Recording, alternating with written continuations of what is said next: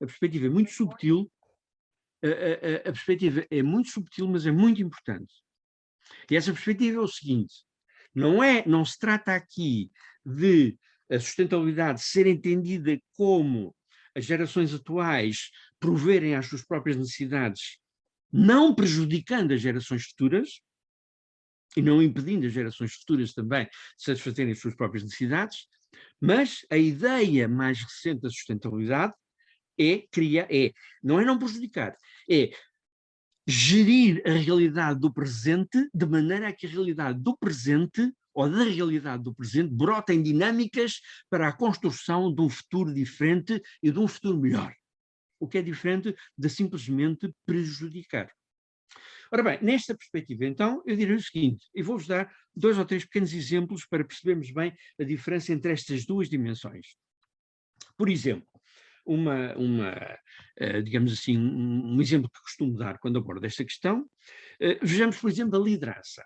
Se nós pensarmos numa lógica de sustentabilidade em termos de liderança, ou numa lógica de liderança em termos de sustentabilidade, diremos, por exemplo, que um dos objetivos fundamentais dos líderes é, obviamente, criarem equipas de sucesso, criarem equipas de elevado desempenho, de maneira que em que essas equipas consigam produzir cada vez melhores resultados, ou atingir cada vez melhores resultados. Se definirmos, digamos assim, a missão fundamental dos líderes nesta perspectiva, segunda perspectiva, chamemos de sustentabilidade, que eu abordei, a missão fundamental dos líderes é criar novos e melhores líderes. Quer dizer, portanto, não se trata apenas de nós cuidarmos de não prejudicar o futuro. Trata-se efetivamente de nós construirmos ativamente condições para criar um futuro melhor. Ora, é neste sentido que enfim, os autores que o defendem dizem que realmente enfim, a gestão das pessoas deve ser o verdadeiro driver. E porquê? Porque, efetivamente, a dinâmica da construção de um futuro melhor tem a ver com dimensões muito diferentes e muito variadas, entre as quais, obviamente, a dimensão ética, para além da dimensão tecnológica. Quando pensamos numa perspectiva, por exemplo, de sustentabilidade nesta ótica, chamemos-lhe a segunda perspectiva para facilitar a expressão, nós efetivamente, por exemplo, quando olhamos a tecnologia, temos um extremo cuidado em manter sempre a nossa capacidade de dominar a tecnologia e não sermos dominados por ela. E, portanto, trata-se, no fundo, de criar novas dinâmicas no âmbito da gestão das pessoas, de maneira a que, efetivamente, a gestão das pessoas seja feita, seja gerida num outro paradigma, em que nós já não alinhamos as pessoas com a organização, recordam-se bem desse conceito de alinhamento estratégico das pessoas com a organização, é mais, se quiserem, o alinhamento da organização estrategicamente com as pessoas. Isto é, partimos das pessoas, partimos da realidade das pessoas, porque é nas pessoas que está a verdadeira chave da construção de um futuro melhor. Neste sentido, Ricardo, termino já. O Ricardo já está a ficar nervoso com a utilização do tempo. Eu termino já dizendo o seguinte. A esta luz, nós, por exemplo, podemos colocar uma outra questão. Eu podia dar-vos exemplos da aplicação disto ao nível da avaliação de desempenho, por exemplo, etc. Mas só para ser mais digamos assim, mais fácil, demos o exemplo, por exemplo, da formação. Reparem, o que acontece neste momento? Acontece que, bom, as práticas de formação têm evoluído naturalmente e muito, com base na tecnologia, mas a questão que se coloca é a seguinte. É muito claro que todas as tendências que nós neste momento conhecemos em termos digamos assim, das tendências de evolução futura, falam, e já praticam neste momento muitas empresas, falam em quê? No eclodir, no desenvolvimento de novas competências, sem dúvida, mas competências que têm um nível de complexidade cognitiva muito superior às competências atuais. Citemos, por exemplo, algumas das competências que aparecem nos relatórios do Fórum Económico Mundial, como, por exemplo, a flexibilidade cognitiva, por exemplo, o pensamento complexo. Ora bem, estes dois pequenos exemplos alertam-nos para o facto de nós estarmos realmente perspectivamos essa construção de um futuro melhor.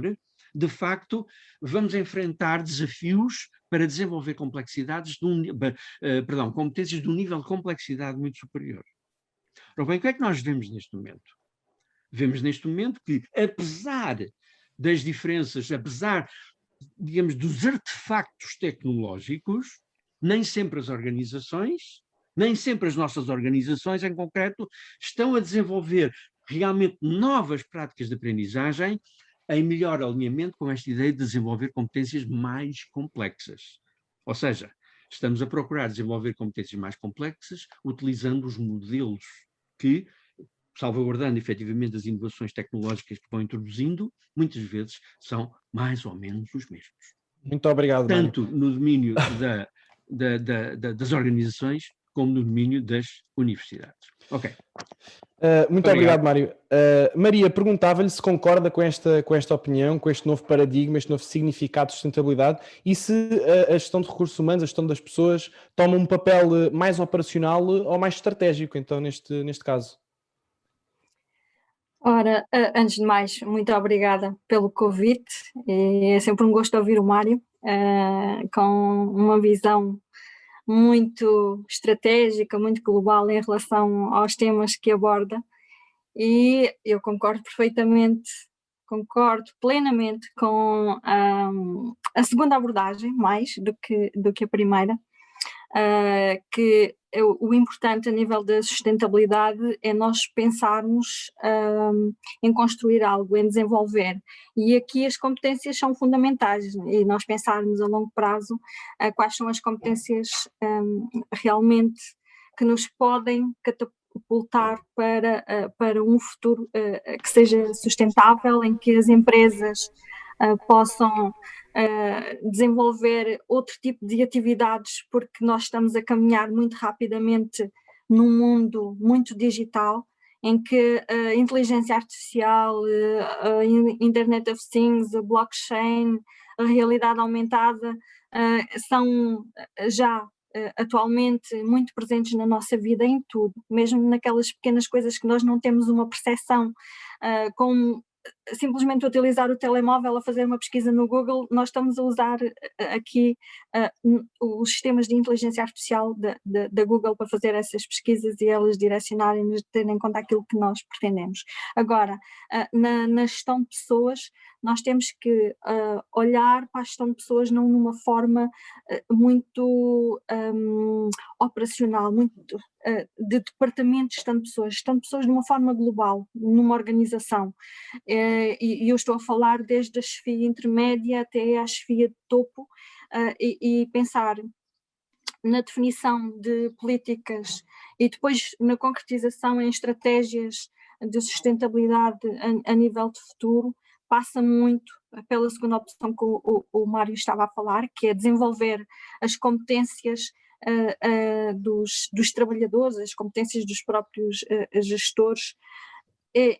Mas eu penso que aquelas competências que o Mário estava a referir, da flexibilidade, do pensamento crítico, da imaginação, etc., elas são muito difíceis de desenvolver. E é necessário que exista aqui uma alteração a nível do nosso sistema educativo. Eu sou professora e tenho plena sensibilidade para isso. Nem sempre é possível concretizar, se calhar não sabemos bem como concretizar, mas eu penso que nos níveis mais baixos a nível de educação, logo no ensino primário, é necessário começar a desenvolver este tipo de competências para que depois, quando se entra no mercado de trabalho, já seja muito mais fácil de utilizá-las de uma forma mais operacional.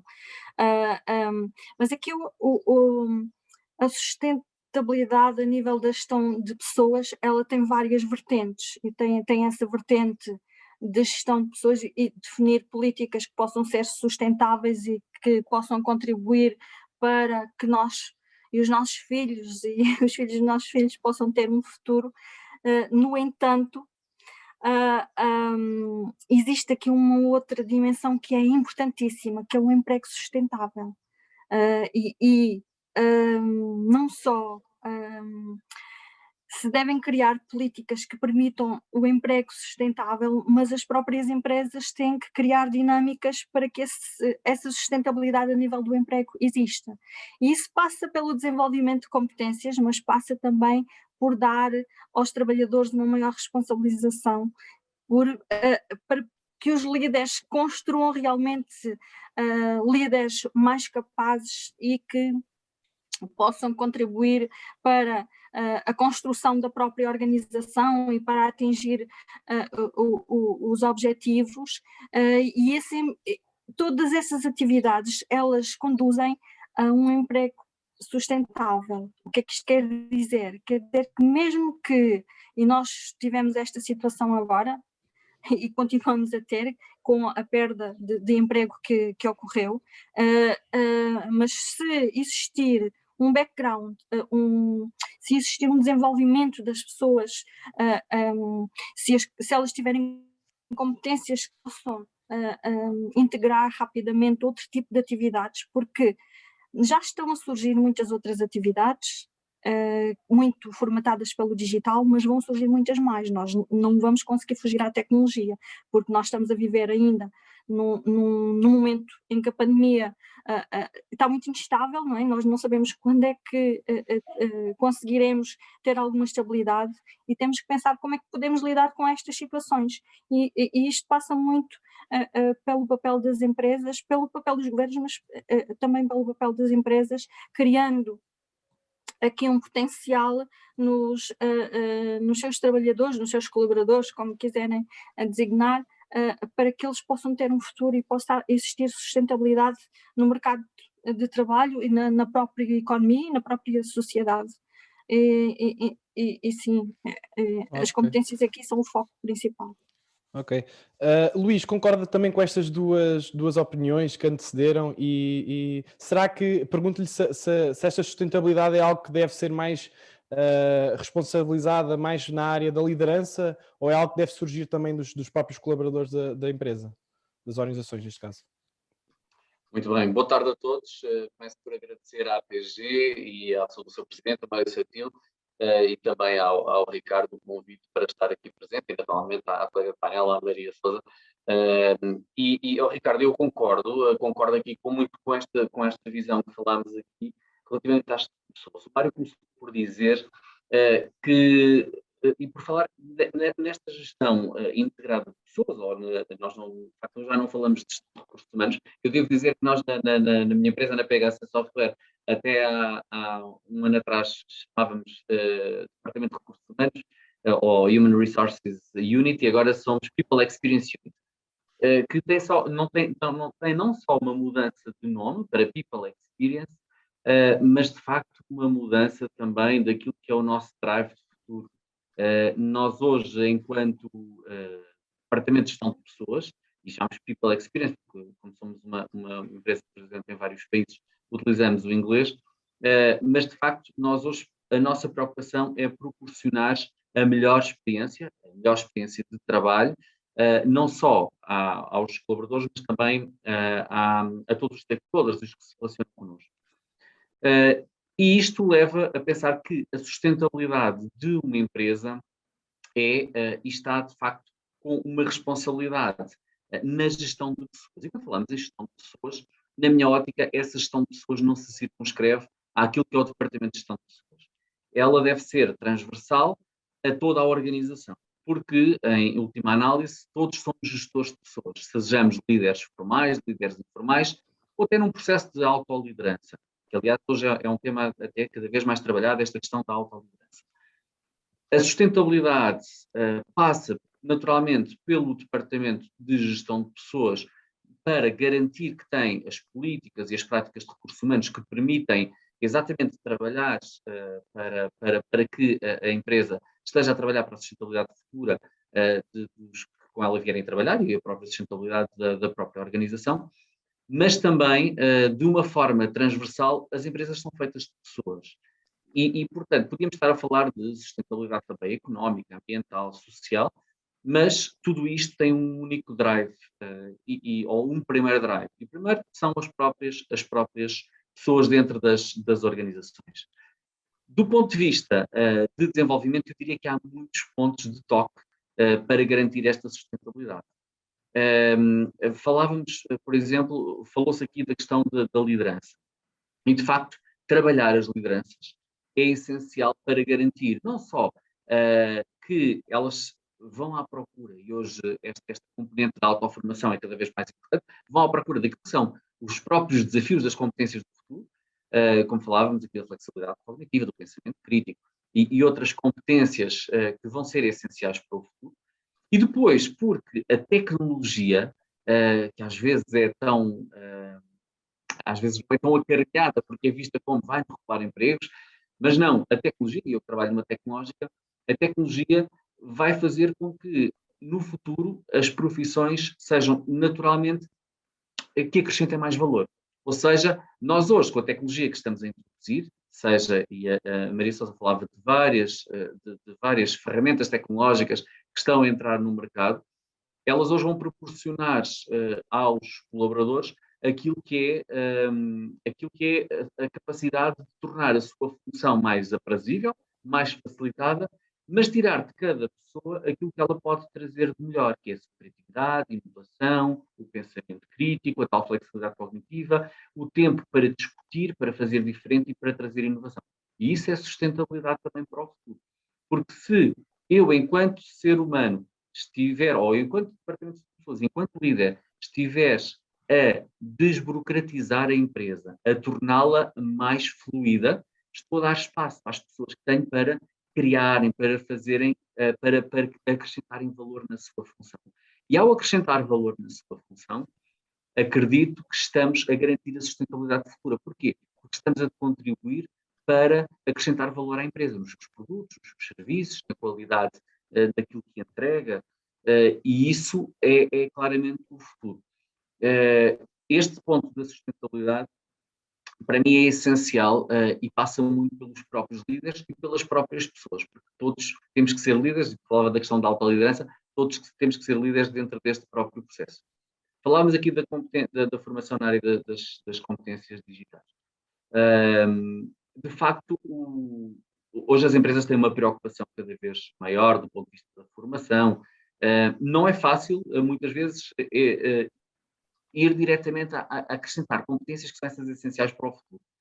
A verdade é que hoje a oferta, até a oferta formal, informal, não é? Basta abrir um YouTube e vemos milhares de cursos, ou pelo menos microlearning quase, que depois têm alguns deles qualidade duvidosa. E hoje separar o trigo do joio é um grande desafio pelas próprias pessoas e pelas próprias empresas, que é garantir que estamos a entregar aquilo que é o que é verdadeiramente acrescenta valor para o futuro e para garantir essa sustentabilidade. A aprendizagem, e porque o mundo muda cada vez mais e mais rápido, não é? Este processo de aprendizagem é cada vez mais mandatório. E se calhar se há 40 ou 50 anos uma aprendizagem base servia para desenvolver grande parte da carreira profissional, hoje ela muda todos não digo meses, mas muda com uma frequência cada vez maior. Então, este papel que os líderes têm que ter é também de estimular as suas próprias equipas a procurarem aprender mais, trazer conhecimento para o dia-a-dia, estimular novas aprendizagens. Se as empresas, as equipas e os líderes cristalizarem com o conhecimento e com as práticas que fazem no dia-a-dia, garantidamente não estão a trazer a sustentabilidade para o futuro e não estão a trazer a inovação e não estão a garantir que aquela empresa até continua no mercado, porque hoje a mortalidade das empresas é também ela muito rápida, porque as empresas muitas vezes terminam com a própria disrupção que vem de onde não se pensava, não é? O mundo dos táxis pensava que ia ser abalado pela Uber, e podia dar aqui outros exemplos. O mundo da hotelaria não sabia que ia aparecer um Airbnb e que de repente os seus concorrentes iam estar noutro sítio. Tudo isso obriga de facto a uma literacia digital muito importante, e essa sustentabilidade passa exatamente por trabalhar todas essas componentes e o pensamento crítico e a capacidade de inovar e trazer mudança às empresas, e isso é essencial. Okay. Muito obrigado. Mário, falámos aqui, já os três intervenientes, os três convidados falaram muito do comportamento humano e de como é que se pode dar competências para esta questão da sustentabilidade. Eu pergunto-lhe qual é o papel das pessoas, de que forma é que elas podem realizar uma introspeção sobre o seu próprio comportamento e a forma como estão, a sua forma de estar em organização. Ora bem, se nos centrarmos, e eu gostaria de me centrar de facto naquilo que é, de facto, digamos, a emergência desta segunda perspectiva que eu salientei ao nível da sustentabilidade, qual é o papel das pessoas? Pergunta-me, Ricardo. Eu digo, basicamente, arranjando aqui uma analogia com o espetáculo, eu direi que, com o espetáculo, enfim, com o cinema, etc., direi que o essencial é que cada um de nós passe de figurante a protagonista. E já agora a figura de cartaz, analogicamente. Nós nas nossas empresas e nas nossas sociedades, nós temos ainda muitos figurantes. Figurantes que têm aquilo que se chama têm um comportamento direcionado. O que é o comportamento direcionado? É um comportamento com uma direção, só que essa direção muitas vezes não é direcionada por eles próprios, porque eles limitam-se a serem figurantes. E então, o seu comportamento direcionado é direcionado por alguém, o seu chefe, pela empresa e por aí fora. No entanto, aquilo que nós precisamos é de pessoas com comportamento propositado, não um comportamento direcionado. Um comportamento propositado, ou seja, um comportamento com propósito. Sendo que o comportamento direcionado é uma lógica outside-in, vem do exterior para a pessoa. O comportamento propositado é inside-out, vem de dentro da pessoa. Portanto, a mim parece-me que o desafio mais importante é realmente um desafio de criação, enfim, do desenvolvimento de um cidadão de tipo novo. Um cidadão de tipo novo, um cidadão com melhores condições para promover esse tal futuro melhor. O que é diferente de ser um cidadão apenas apetechado para garantir a manutenção do futuro.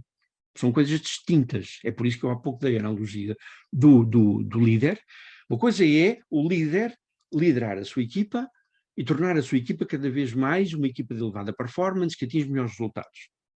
Outra coisa é o líder liderar a sua equipa e liderar as pessoas para que cada uma dessas pessoas se torne, por sua vez, um líder, e já agora melhor do que o próprio líder inicial.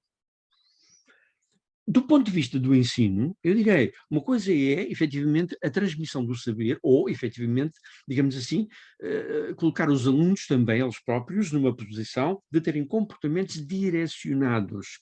Direcionados para quê? Para uma determinada matéria, direcionados para uma determinada, enfim, orientação do professor, etc.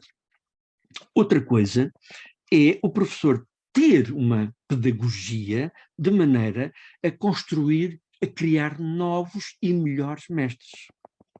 Ora bem, nós sabemos que tradicionalmente a sonegação, por exemplo, de informação era uma das ferramentas, era um dos instrumentos que muitas FIAs usavam, enfim, há uns anos atrás, vamos ser otimistas, usavam como instrumento de poder. Eu recordo-me bem, há muitos anos atrás, que era vulgar ouvirmos o chefe dizer para o seu colaborador: o quê? Tu queres saber mais que eu aqui? Coisas do género, portanto. E, aliás, era por isso que nós, aqui há uns anos atrás, não tínhamos, normalmente, nos cursos de formação, figuras, enfim, os diretores e tal. Não vinham aos cursos de formação. Porquê? Porque eles achavam que já eram diretores e, portanto, já tinham conhecimento de tudo. Ora bem, essas pessoas, na verdade, muitas vezes sonegavam informação como manobra de poder para se manterem, efetivamente, nas suas posições. Ora, esta nova perspectiva exige uma coisa que é radicalmente diferente. Exige despojamento por parte dos líderes. Uma coisa que o Herménio Rego, enfim, no seu último livro, chama a humildade. A humildade. E porquê a humildade? A humildade feita desta ideia, construída nesta ideia, de que, de facto, a minha missão fundamental, tanto na organização como na sociedade, é criar os sedimentos para um futuro melhor, não apenas não prejudicar o futuro.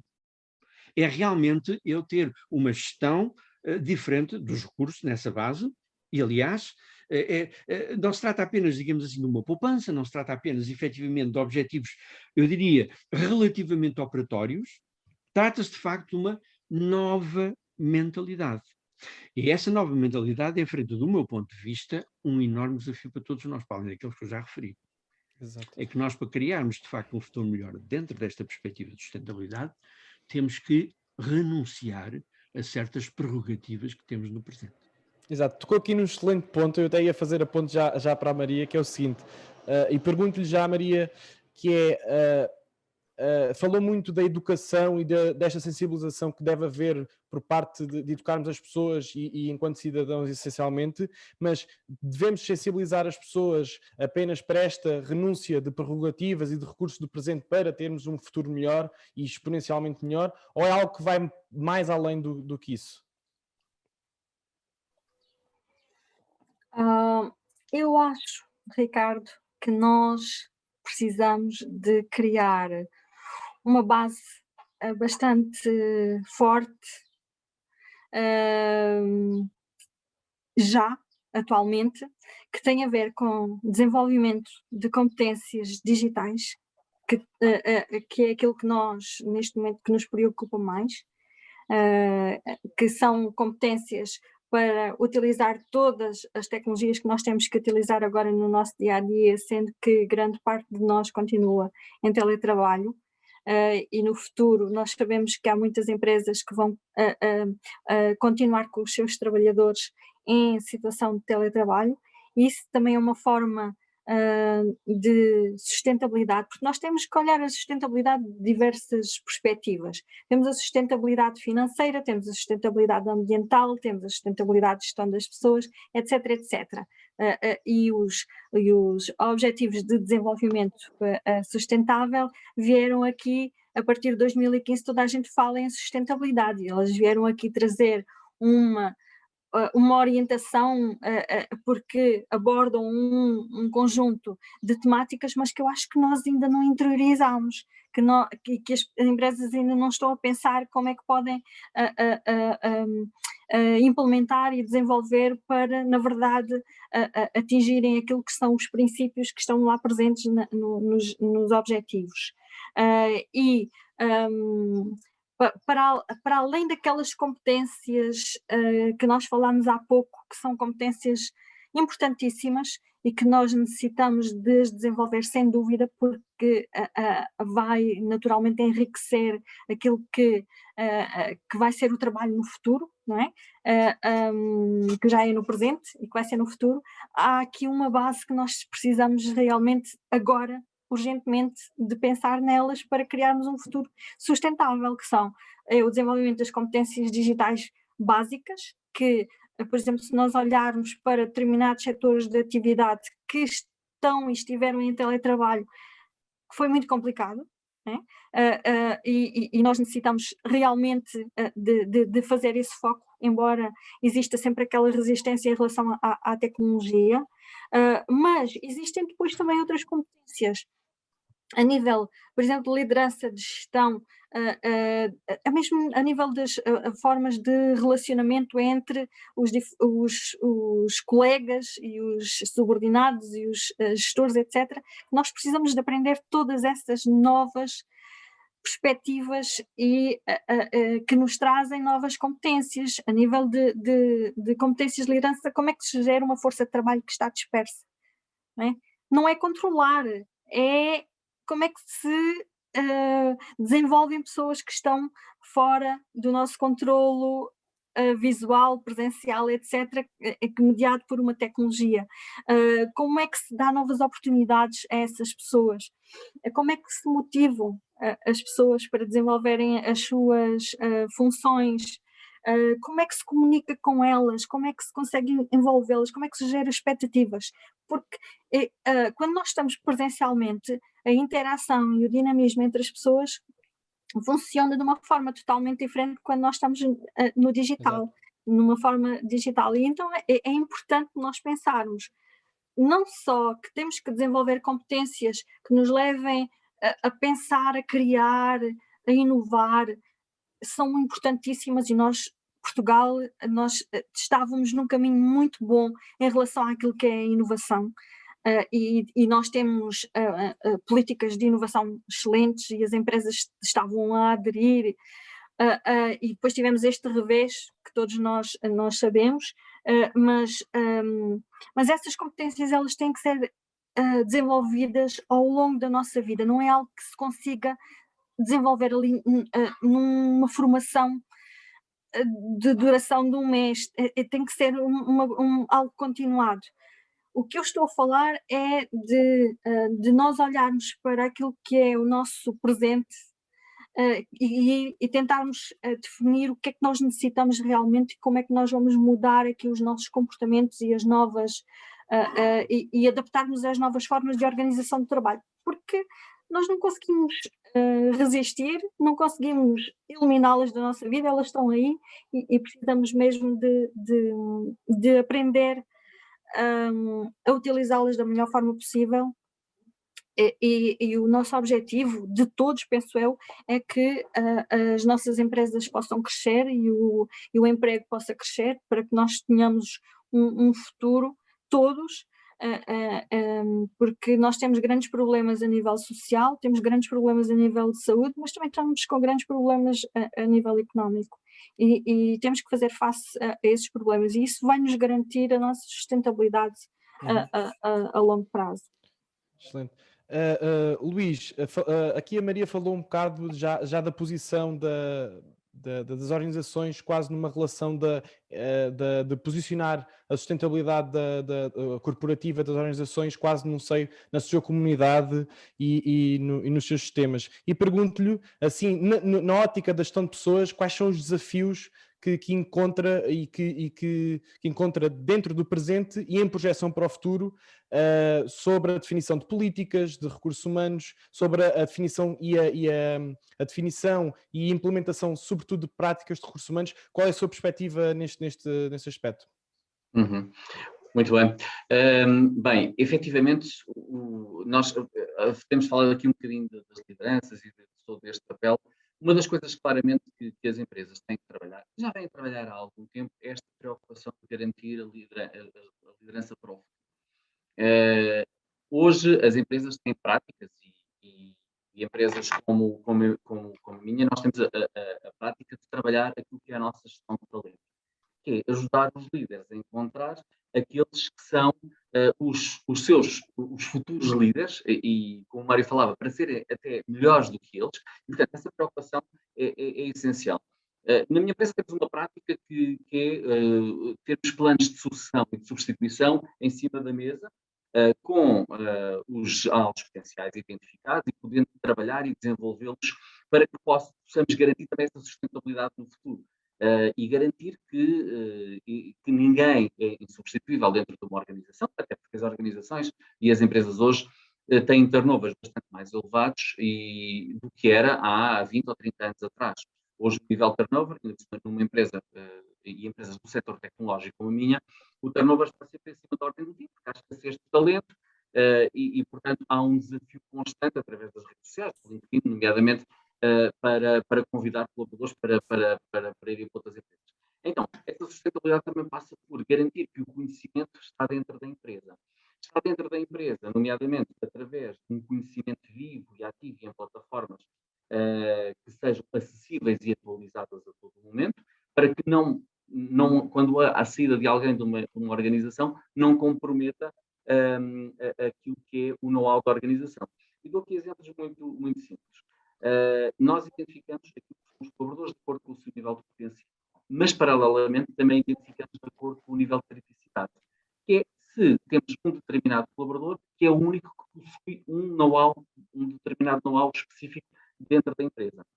O nosso compromisso é de garantir que não há ninguém que tenha um know-how sozinho dentro da empresa, que se alguém sai, agora como é que isto se vai desenvolver? Isso é garantir a sustentabilidade para o futuro. Depois garantir que cada líder é possível de substituir em situações de baixa, férias, ausências prolongadas, ou quem sabe até a decisão de sair da organização.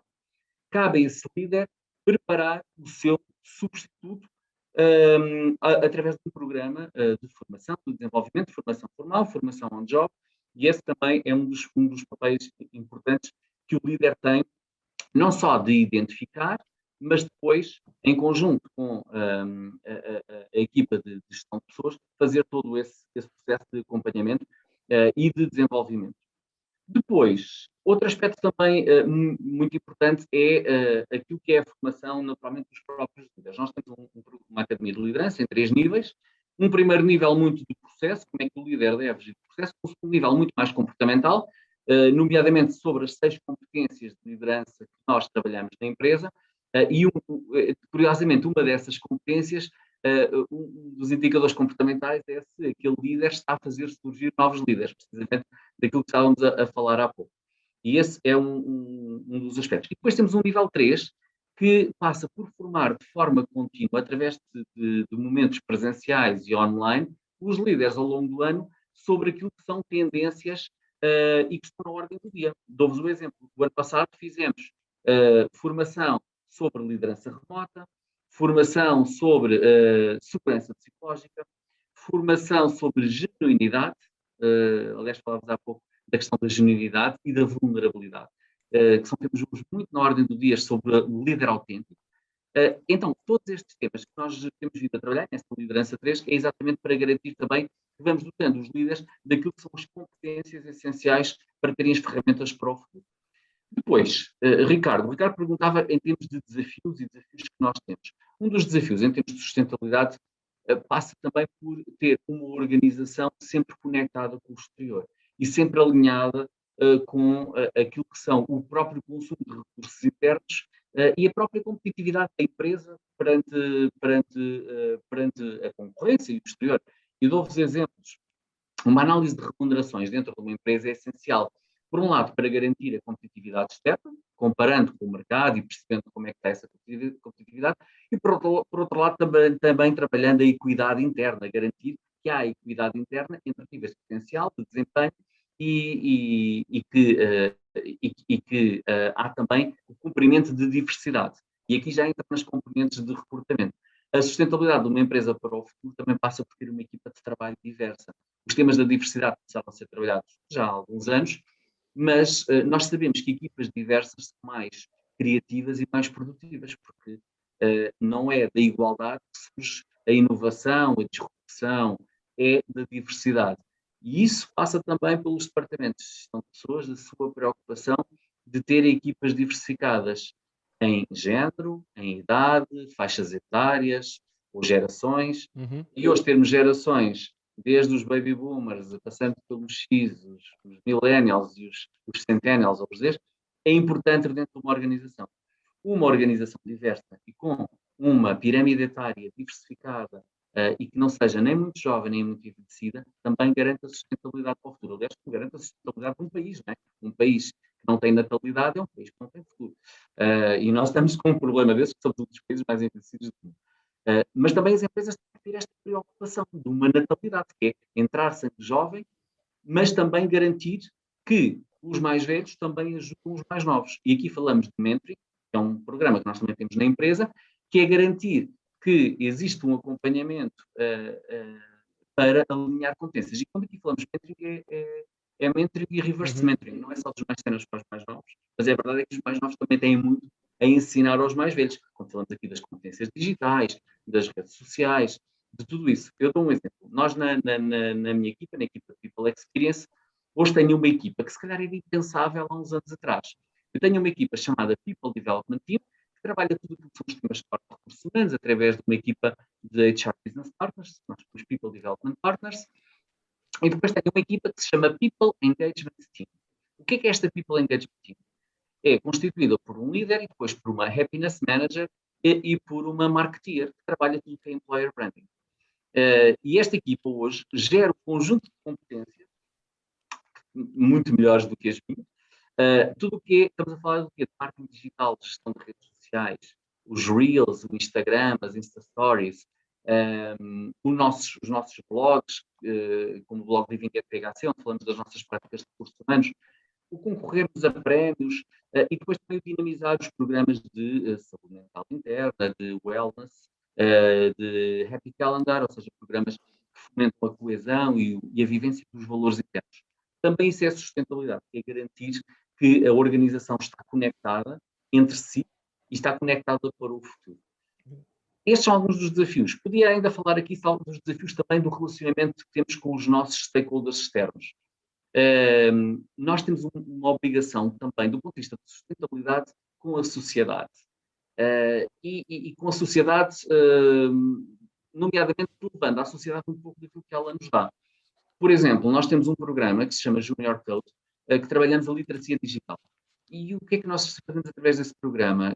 Através de uma semana, acolhemos 2 dezenas de jovens entre os 12 e os 15 anos e damos-lhes formação de programação de uma forma de gamificação, uma forma lúdica, mas o que estamos, no fundo, é também a garantir que a sociedade está desperta para a literacia digital e estamos a garantir que as gerações futuras, também elas estão a orientar-se e a ganhar conhecimento em áreas que são importantes para nós, para o futuro.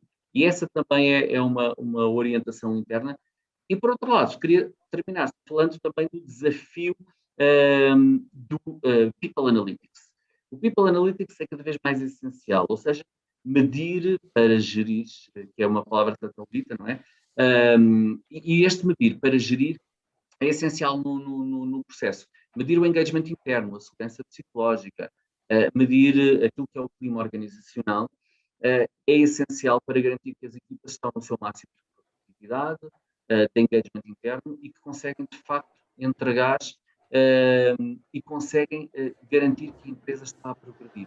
E está a aumentar os seus níveis de produtividade, deixando de lado aquilo que são atividades que acrescentam pouco valor e que as máquinas podem fazer por nós, mas, sobretudo, aumentar a produtividade, que é um desafio das empresas e do país e de todos os países, que é aumentar a produtividade, que é o valor acrescentado naquilo que é produzido. Não é produtividade de trabalhar mais, é aquilo que nós produzimos, tem mais valor acrescentado, mais know-how, menos trabalho mecânico e operativo, mas, sobretudo, mais inteligência. Eu ia acrescentar, ainda bem que falou, que chegou a este tópico, é interessante e, aliás, o tempo já está a escassar porque queremos deixar um tempinho para perguntas. E aqui queria deixar uma pergunta final ao Mário, que é, aqui o Luís falava já do People Analytics, do medir, do avaliar e de que forma é que... de que formas é que é possível ou é suscetível de podermos medir o impacto das políticas e das novas visões de sustentabilidade? É uma visão que devemos tomar mais a médio e curto prazo? É algo que devemos medir, devemos tentar avaliar ao longo do tempo? Qual é a sua opinião? E pronto. Eu não absolutizaria, portanto, a questão da medida. Acho que é assim, enfim, a gestão de pessoas, aliás, a gestão, de vez em quando, tem determinadas ondas, não é? E essas ondas, enfim, em determinado momento, de certo modo, são um bocadinho empoladas. O que me parece fundamental é integrar as diferentes contribuições que vão sendo dadas e sem absolutizar. E essa absolutização tem a ver com a questão da medida. Há muita coisa que vai acontecer, ou que está a acontecer na nossa sociedade, que tem muito a ver com uma dimensão subjetiva. E não é por acaso que o professor António Damasio diz, por exemplo, que a consciência é só acessível aos seres vivos que são dotados de subjetividade. Isto é, são capazes de ter a consciência de si próprios. E, portanto, muitas das coisas que o Luís falou, existem hoje, efetivamente, métricas que medem tudo isso, não é? Aliás, existem métricas que medem a felicidade, como nós sabemos, não é? Eu entrego todos os anos, ou participo todos os anos, na conferência de atribuição dos prémios de felicidade. E a felicidade é uma coisa subjetiva, no entanto, ela pode ser convertida, de facto, em elementos que têm a ver com aspectos mais fenomenológicos, isto é, do comportamento das pessoas. Mas eu assinalaria a importância realmente de um olhar diferente para as coisas. Não é? E esse olhar diferente para as coisas realmente tem muito a ver, de facto, com esta ideia de, bom, se quiser, de eu entender que a minha principal missão é uma missão multiplicadora. Não é apenas uma missão de atingir resultados de acordo com um determinado parâmetro. É uma missão multiplicadora. E é nessa missão multiplicadora que, do meu ponto de vista, está a raiz, está o cerne da questão em termos de sustentabilidade. Uhum. Ora bem, se quiser métricas, bom, é muito fácil, por exemplo, repare, há um estudo, que é um estudo, enfim, que foi feito durante muitos anos, não tem nada a ver com esta questão aparentemente, mas foi um estudo, toda a gente conhece esse estudo, que foi um estudo, portanto, feito com crianças pequenas, em que as crianças são colocadas enfim, num espaço isolado, e metem-lhe os marshmallows, portanto, é o estudo dos marshmallows. E então aparecem marshmallows. Então, aquilo que se orienta à criança é dizer assim, se tu fores capaz de aguentar uns X minutos, não recordo quantos, sem comer os marshmallows que aqui tens, tu tens um marshmallow. Tu tens direito a mais outro marshmallow. Mas se comeres, não tens direito a mais nada.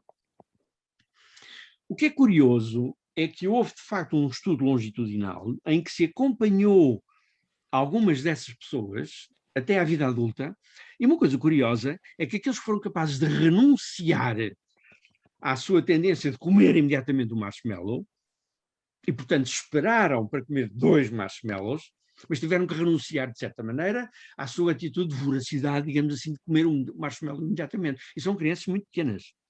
E essas crianças, efetivamente, deram depois adultos melhor integrados e com melhores resultados. Isto foi o estudo. Esse estudo é hiper famoso. Eu diria, é preciso, de uma vez por todas, remover uma ideia que ainda prevalece muito. Efetivamente, o Luís deu-nos uma visão excelente, e por alguma razão, portanto, a empresa do Luís e o próprio Luís têm recebido prémios, porque, de facto, são verdadeiros exemplos, não é? Mas é preciso alertar que nós ainda temos a prevalência em muitas das nossas organizações daquela mentalidade do é fartar vilanagem. O é fartar é consumir as coisas, digamos assim, a pensar só no presente. E mesmo quando esse consumo não é completamente desmedido, não é? As nossas poupanças são pensadas de maneira a que haja uma retribuição ou haja uma compensação dessas poupanças em tempo útil da nossa vida. Portanto, a renúncia de facto não existe aí. Ora bem, por exemplo, os exemplos que demos até agora, o líder tem que renunciar de facto a uma perda do seu poder. O professor tem que renunciar a uma parte do seu estatuto. Para quê?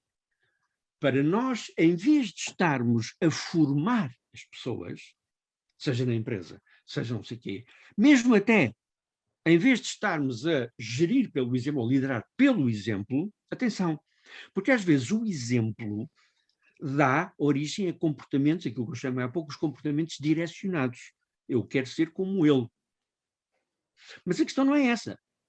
A questão é que é fazer brotar nas pessoas a vontade de ser diferente do mestre para melhor. E, portanto, o exemplo também não pode ser, digamos, apresentado de uma forma apócrifa. O que é fundamental é, enfim, como diz um livro de coaching, evocar o melhor que existe das pessoas. É por isso que eu acredito mais, por exemplo, na perspectiva de gestão de talentos, que é o gerir o best in people, em vez do gerir as best people, que é aquilo que muita gente faz, ok?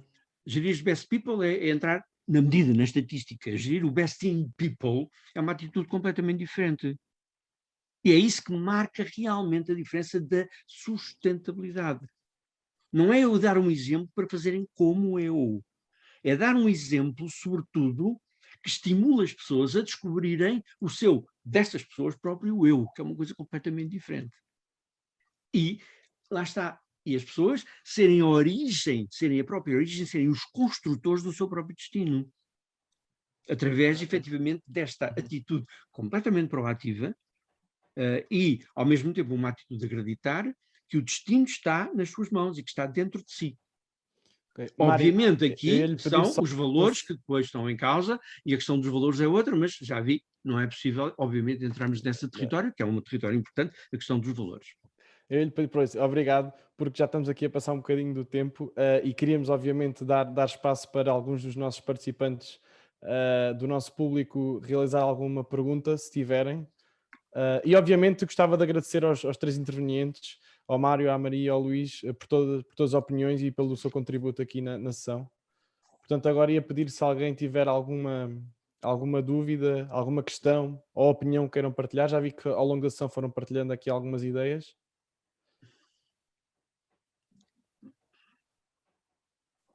Ok. Elizabeth, pode realizar a questão ou escrever a questão, como preferir.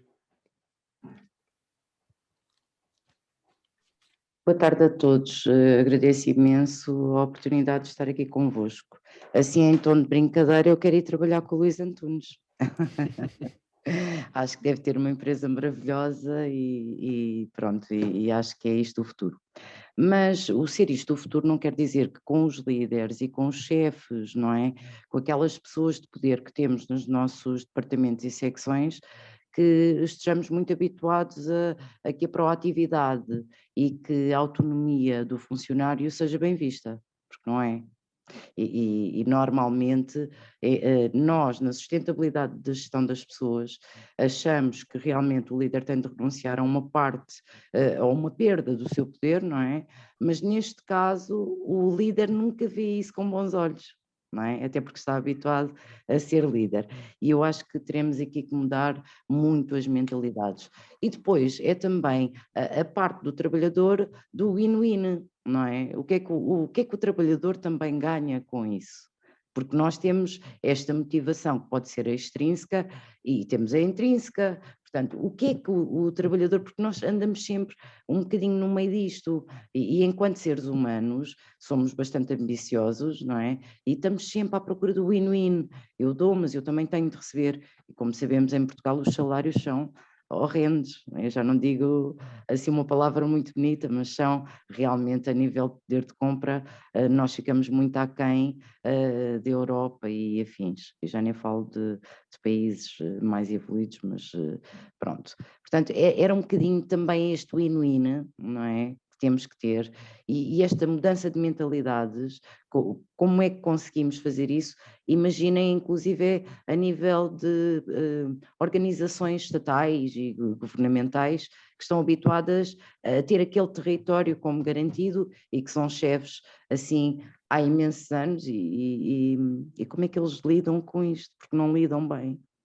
Não é? Era esta a dúvida que eu tinha e gostava, pronto, que me ajudassem aqui também. Obrigada. Não sei se quais dos nossos convidados quer responder, quer prestar a sua intervenção também. Eu acho que todos, mas uma vez que a Elizabeth falou no Luís, portanto eu acho que, enfim, o Luís poderá ser a pessoa a começar, Eu pelo menos. gostava de ouvir todos mesmo, agradeço, porque acho que são Ok, não, tudo bem, interessantes. Então, mas podemos ser... Então, reformulo. Quem quer começar primeiro, neste momento o Luís, e depois... Tá bem. Ok, muito bem. Então, vou tentar ser mesmo muito breve, né? Porque é para também não prolongar.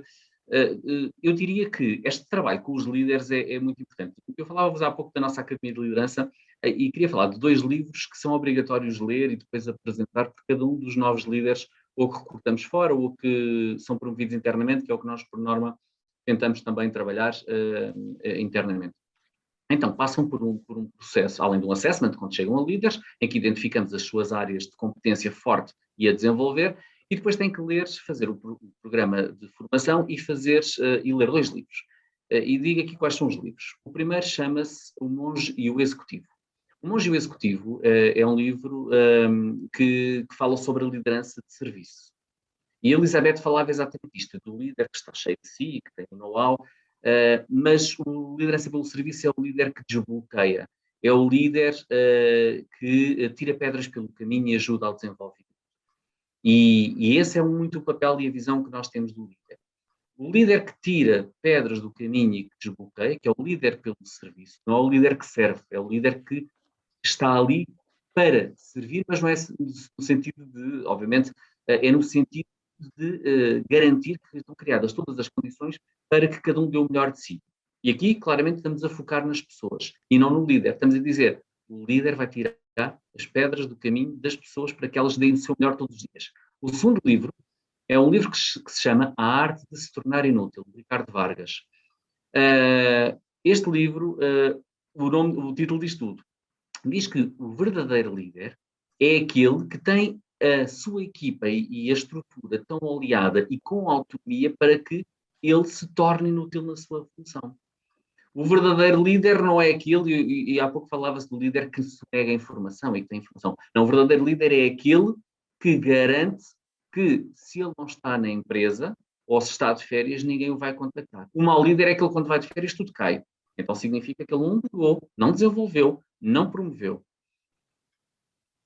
Estes 2 livros traduzem muito aquilo que também é a nossa visão e a minha visão de liderança, que é o líder que tira pedras do caminho, o líder que delega e torna os colaboradores autónomos. Sabemos que pessoas mais felizes são pessoas que todos os dias dão o melhor de si, que têm autonomia para dar e para fazer aquilo que melhor entregam.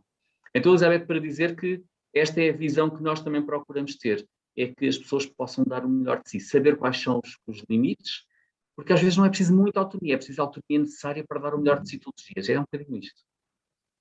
Uhum. Mário, não sei Maria, se quer Maria continuar. José, Maria, pronto. Muito bem. Eu não tenho a certeza que a Elizabeth estivesse a falar de líderes. Acho que a Elizabeth, em determinado momento, estava a falar de chefes. E eu acho que isso é uma das questões fundamentais em determinados setores de atividade do nosso mercado de trabalho, e às vezes são setores muito grandes e que cujo o enfoque na liderança não foi promovido desde o início. A empresa do Luís é top, toda a gente gostava de trabalhar nela, e tem práticas realmente muito inovadoras e que motivam os colaboradores. Eu tenho que falar com ele porque eu escrevi um projeto sobre reverse mentoring e não fazia ideia que haviam empresas a implementar já de uma forma operacional, e gostava depois de falar com ele sobre essa questão. Mas aquilo que eu acho é que é necessário que os líderes tenham uma nova abordagem, e eu aqui falo dos líderes chefes, entre aspas, não é?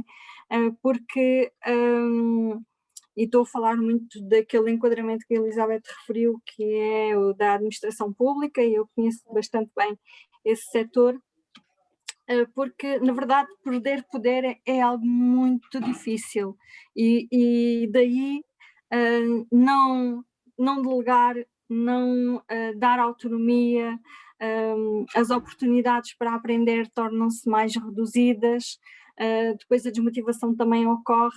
Então, tudo isso é necessário trabalhar, mas é necessário trabalhar de uma forma sistemática, e eu penso que talvez a nível de oferta formativa relacionada, eu estou a falar de uma forma muito olhando para aquilo que são determinados setores de atividade, não as empresas de topo. A oferta formativa que existe direcionada para esse tipo de setores, ela tem que ser repensada e reformulada para que se passe daquilo que são as espigas para os verdadeiros líderes. Agora passava a palavra ao Mário. Bom, muito telegraficamente, porque já sei que se falo mais um bocadinho, o Ricardo é um mestre a cortar-me uma palavra a mim, portanto eu já percebi isso, e portanto eu vou ter telegraficamente. Primeiro, se me permitem fazer alguma invocação à minha experiência, eu faço curso de liderança há mais ou menos 40 anos. Também não faço só isso, não fiz só isso, bem entender. E depois tenho também essa experiência de cerca de 40 anos como professor universitário, em contexto tanto de licenciaturas como em contexto de formação de executivos. E a primeira síntese que eu faço é que as coisas verdadeiramente mudam, e mudam muito. Eu, quando faço uma análise diacrónica, não posso ser pessimista, porque a realidade que nós temos hoje no país, em matéria em concreto de lideranças, é radicalmente diferente daquilo que nós encontrávamos.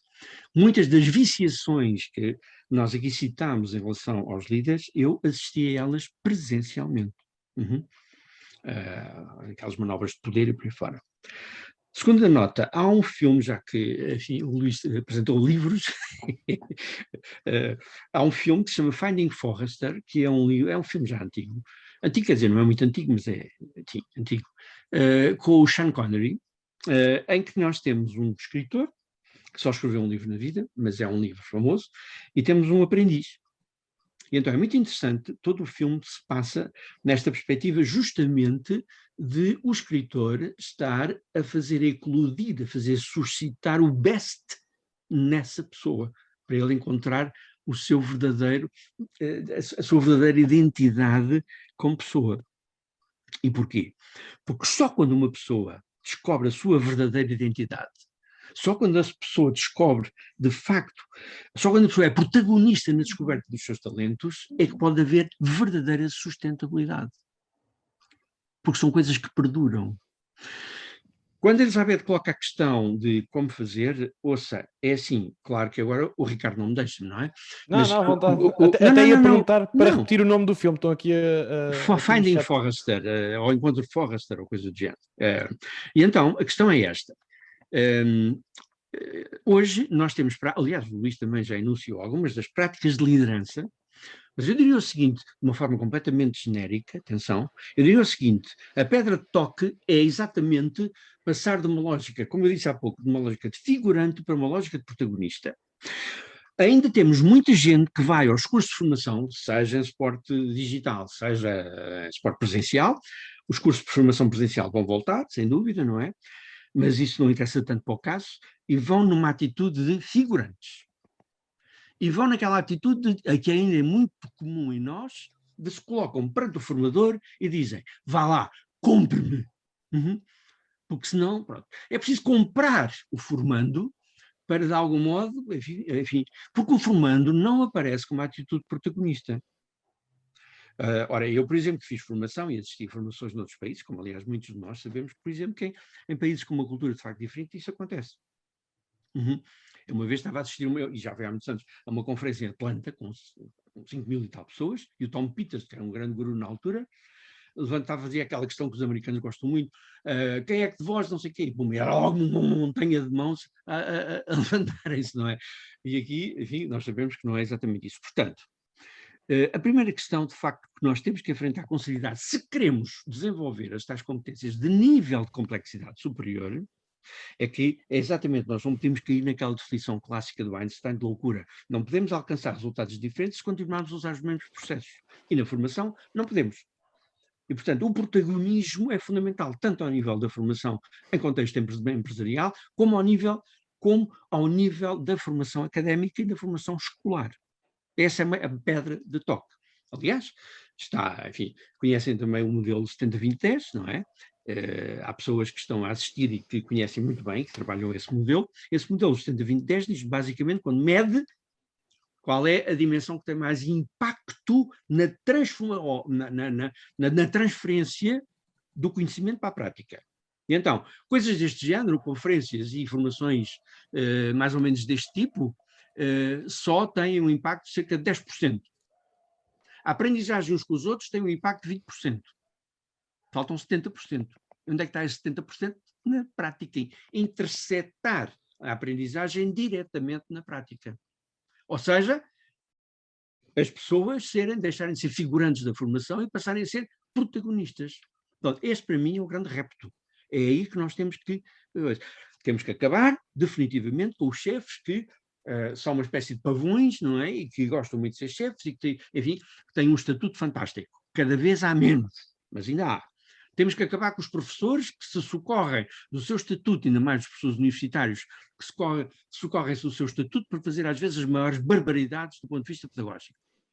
Essa é a grande revolução de mentalidades que a Elizabeth também falou. Mas qual é a nota positiva no meio disto tudo? É que estamos a fazer isso. A sociedade portuguesa está a fazer isso. Está a fazer isso. Tivemos o exemplo aqui do Luís, podemos elencar muitos outros exemplos. Eu conheço algumas das empresas que ganharam, desde os últimos 10 anos para cá, os prémios de felicidade. Visitei algumas, conheci algumas, inclusive fiz intervenção em algumas, e, portanto, conheço bem a realidade que tem evoluído nos últimos anos. E tem evoluído muito. Agora, a questão... eu termino já, Ricardo, não começa a ficar nervoso. A questão é... a questão, eu penso que aquela interrogação, não é, que as organizações devem fazer isto, que não sei o quê, devem fazer aquilo e devem fazer aquilo outro. Eu penso que a questão fundamental que nós temos que pôr é o que é que eu devo fazer para modificar isto? O que é que eu posso fazer? Acionar os meus círculos de influência mais diretos. E não passar a vida a desenvolver, enfim, locus control externo, não é? E a mandar para cima das costas de um anónimo eles, não é? E eu, efetivamente, centrar-me naquilo que eu posso fazer, no contributo que eu posso fazer. Em que medida é que eu, de facto, vou-me transformar em protagonista e deixar de ser figurante? Essa é uma revolução que nós temos que fazer, não só ao nível dos líderes, mas também ao nível do conjunto das pessoas que desenvolvem atividades profissionais, ou seja, do conjunto dos colaboradores de uma determinada organização. Excelente visão, muito obrigado, Mário. Gostava de passar a palavra também à professora Isabel Moço, que gostava de fazer aqui deixar-nos uma sugestão. Não sei se tem o microfone ligado, depois nos escreveu aqui. Tenho sim. Muito obrigada, Ricardo. Muitos parabéns à PG e naquilo que eu pude acompanhar. Muitos parabéns também ao painel e foi um gosto ouvir-vos. A sugestão que eu gostava de deixar portanto, pensando que todas as pessoas que estão aqui têm interesse em conhecer práticas de sustentabilidade ao nível da gestão das pessoas, é que decorre esta semana, a Semana da Responsabilidade Social, organizada pela APEE e pela Global Compact Network. Aliás, a Ausenda, que está aqui, esteve esta manhã em palco, amanhã, a partir das 14h30, serão apresentados vários casos, não é só sustentabilidade ao nível da gestão das pessoas, mas muito ligados com os ODS, neste caso, nomeadamente com o ODS 8, mas com todos os casos. E eu acho que conhecermos estes casos que vão ser apresentados amanhã durante toda a tarde pode ser extraordinariamente inspirador e assim como o Luís aqui partilhou as suas práticas, pode ser interessante para quem se interessa por estas matérias da sustentabilidade, nomeadamente na gestão de pessoas. Muito obrigada. Obrigado, fica aqui a sugestão então. Queria também passar a palavra à Ana Maria Carvalho, que gostava de fazer uma colocação. Olá, boa tarde a todos. Eu falo aqui do Brasil. Eu já conheço aqui a Márcia, não é, Márcia? Tudo bom? O Mário, o senhor Mário, o professor Mário, falou até sobre o Armênio Rego. Eu tive o Armênio Rego na minha banca, no doutoramento que eu fiz na UTAD. E essa questão da humildade, a gente vê, eu sou professora universitária também, e essa pandemia trouxe isso, o protagonismo dos alunos. Os alunos do outro lado, muitas vezes eles sabiam lidar com as plataformas muito mais do que muitos professores, porque naquela semana de março, fatídica, do dia 16 de março, o mundo todo teve que se ver diante de um Teams, de um Zoom, de um Meet, e a gente antigamente só usava talvez o Skype. E essa humildade que é inerente a todo líder, se o líder não tiver isso. Em contrapartida, eu li um artigo que foi realizado, uma pesquisa, que líderes, alguns líderes que aí infelizmente a gente chama de chefe, que quando iam fazer um check-up de saúde, ficavam assustados, porque não tinham nenhum problema no coração. É como se ele achasse, bem, eu sou tão atarefado, eu tenho tanto problema para resolver, como doutor, que eu não tenho um problema cardíaco. Então também tem isso, essa ideia, essa mentalidade antiga de que o líder é aquele que carrega a empresa nas costas. Quando o líder carrega a empresa nas costas, ele está fazendo tudo menos gerência, ele está fazendo tudo menos gestão, não é? Queria agradecer a todos e é isso. Não sei se algum dos nossos convidados gostava de também comentar esta intervenção.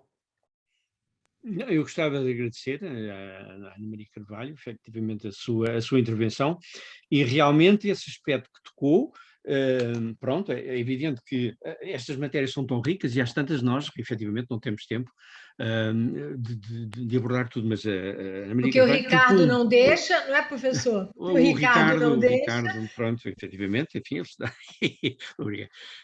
Mas, de facto, tocou num ponto muito importante, essa ideia dos alunos serem protagonistas, efetivamente, e isso é uma coisa central. Realmente, esta pandemia, em todas as tragédias que tem trazido, trouxe, de facto, algumas coisas muito interessantes, designadamente ao nível, por exemplo, de liderança digital, em que na liderança digital, por exemplo, os líderes tiveram que enfrentar, ou os chefes, tiveram que enfrentar uma angústia fantástica, se estas duas palavras se podem associar, que era uma angústia, pronto, premente, se quiserem, de... eu assisti, contaram-me diretamente alunos meus, por exemplo, o que tivemos em contexto, enfim, em formação digital, e eles contaram-me que algumas FIAs, não é, ficavam desesperados porque sentiam falta de controlo. E então aconteceu uma coisa espantosa, é que em contexto digital houve muitas FIAs que fizeram ainda mais micromanagement do que faziam antes, quando estavam em regime presencial, porque sentiam o quê? Insegurança, sentiam que o poder de controlo lhes estava a escapar. Ora, de facto, nós tivemos um grande avanço, um enorme avanço, ao nível desta conquista da nossa capacidade de autonomia, digamos, no contexto desta pandemia, e eu agradeço-lhe muito ter trazido essa espetaculação, porque é realmente um aspecto muito importante. Muito obrigado. Sei se mais algum dos nossos convidados também queria comentar. Eu posso comentar. Eu vivi na pele essa situação no dia 16 de março, em que nós passámos de um momento para o outro, do presencial para o digital, e nós fizemos uma passagem direta.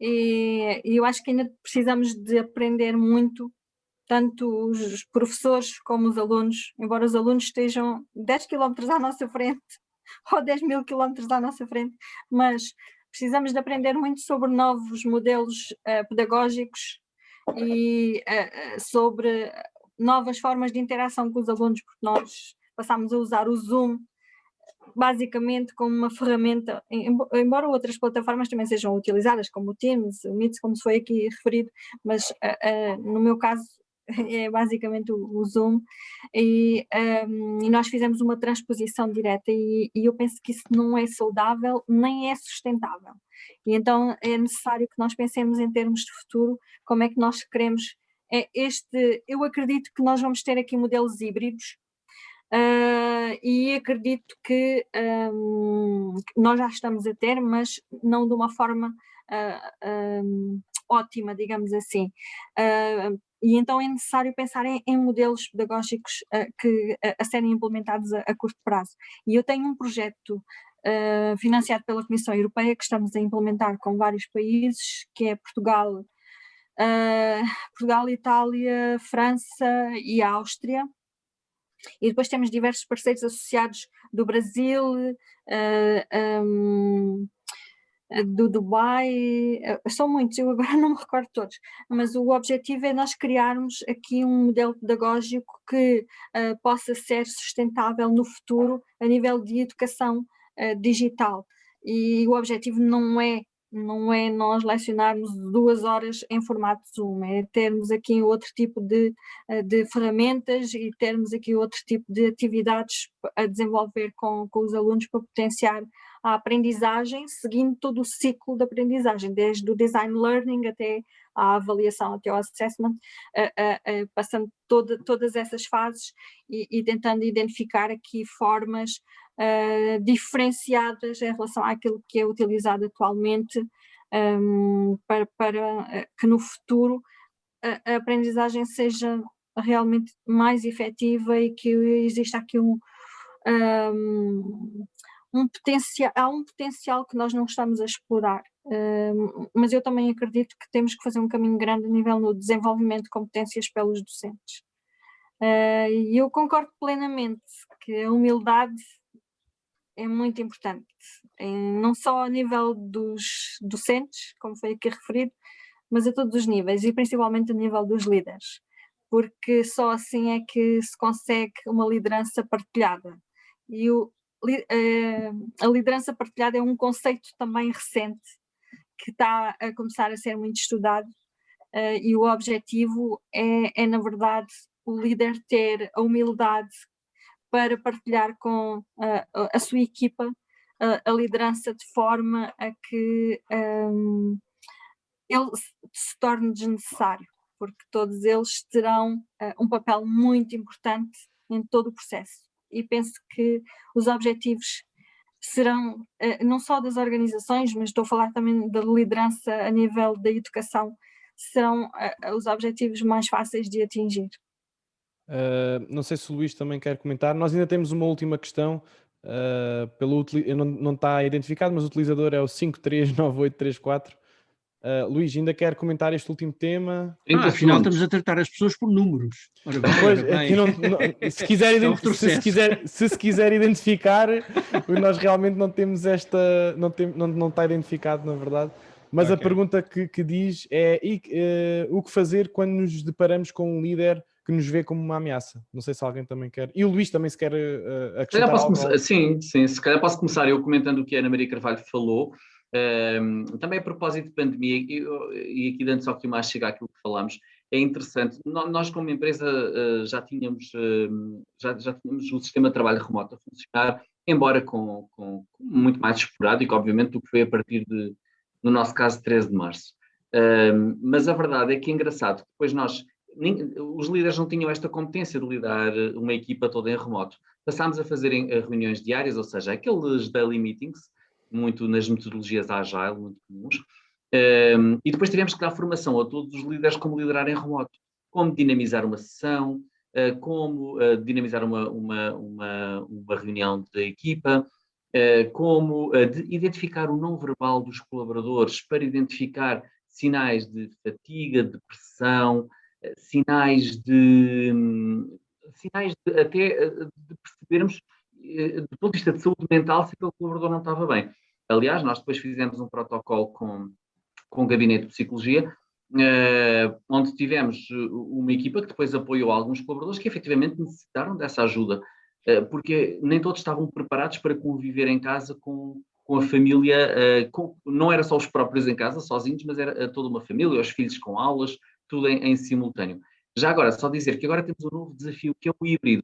É que o híbrido ainda é o outro desafio, que é como conduzir reuniões de equipa e com metade da equipa no escritório e outra metade da equipa em casa, que é como nós estamos neste momento nas nossas instalações, é que temos uma parte em remoto, outra parte na empresa, e esse é um desafio ainda maior, que também deixo aqui um dia para pensarmos, porque o desafio do híbrido é gigante, ainda é maior do que ter 100% remoto. Sobre a pergunta que foi colocada, dizendo que às vezes é preciso pensar se o problema é do líder ou do colaborador. Se é o líder que se está a sentir portanto, afrontado, não é? Penso que era assim a pergunta.